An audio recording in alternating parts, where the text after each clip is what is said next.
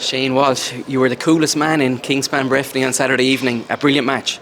Yeah, no, it was. It was phenomenal, really, and I think it just shows the quality in our group as well that we're able to bounce back from, I suppose, being in such a deficit at half time. Like, not a great place to be in, but the fact that we were able to get out of it was huge for the group. And look, I as I said afterwards, it probably wasn't the most enjoyable game to be playing in, but what a game I'd say for supporters to be watching. Like I'd say, it was on the knife edge the whole way through the second half there. The passion you showed, Shane, you were down by 9 at one stage in the first half, but you kept at it.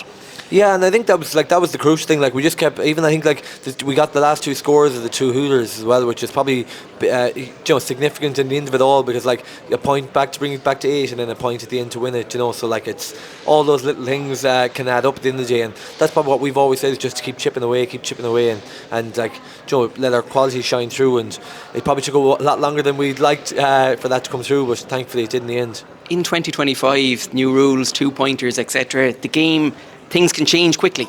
Yeah, that's what I mean. Like, momentum is huge. Like, and even I was chatting with Oisin there earlier about it. Like I said, like, for ages there, it seemed like there was only be one winner. And then at the start of the second half, it looked like we were going to be winning it. And then they bounced back, got 5 in a row to go 3 up again. And we turned around again, and Rob got a brilliant goal. So like, I think even like the impact of benches as well is huge now, because the game is getting so frantic. Players need to be fresh and ready to go. And that middle 8, they suffer so much because they're covering some amount of ground so quickly.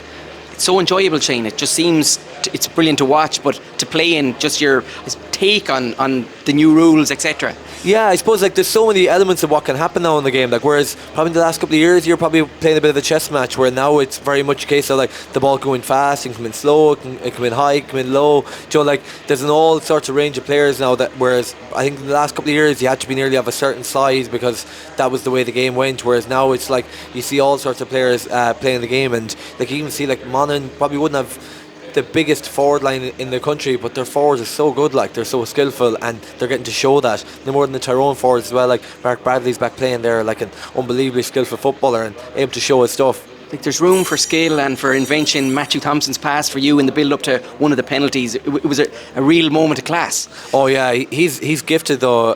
So he is. I call him Magic Johnson. You remember the basketball player? I call him Magic Thompson. So he's a unbelievably gifted footballer, and he's only going to get better as he gets older. Like, so he's still only 21 years of age. Like, he's so much ahead of him. But like, in a way I'd love to be in his shoes, but the brilliant thing is he's quite a humble young lad as well, which is a great place to be in for someone so young to be exposed to this level. Like, he's really shown a class. Your perspective, Shane, on football, obviously playing with Galway for a decade at this stage more, it's still enjoyable. Like, your assessment on has it changed?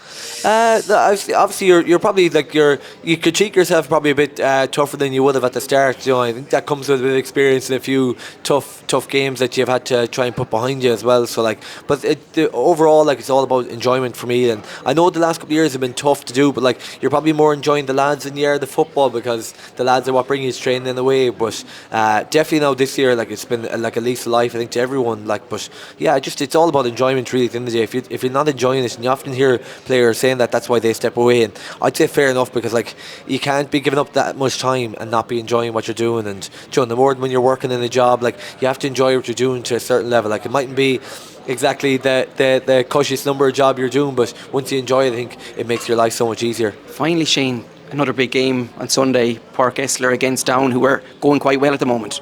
Yeah, they're probably, I'd say, the most informed team at the moment, probably, and like, that's probably came out of the blue for a lot of people, because at the start of the year everyone's talking about the Armads, the Kerrys, the Galways, the Tyrones, these teams, and they've been quietly coming along through Division 2, and I know probably didn't work out the way they wanted to, but they've come on so much from that. Even the Donegal game in the Ulster semi-final, like, they probably left 4 or 5 goals behind them, and you can see there in the league, like, or in the group stages there, like, they blitzed Clare, they beat a very good Loud team who've been on the road a couple of years, and then they possibly could have beaten Monaghan there at the weekend, bar 1 or 2 decisions not going their way, and like, they could be sitting in a quarter final waiting for somebody. So like, we know what's ahead of us. It's probably brilliant in the way they're going, but obviously we have to raise our game again and to beat them, because they're exactly what Conor Laverty is, well drilled.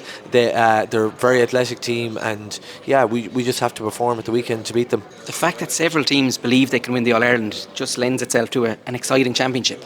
Well, exactly, yeah. And like you even see, like Mead, Monaghan in quarterfinals along with Armagh as well. Like so like there's all sorts of teams there that are going to be fancying themselves to have a go, because why not? Like, because you're in the quarterfinal, you have 2 games to make a final.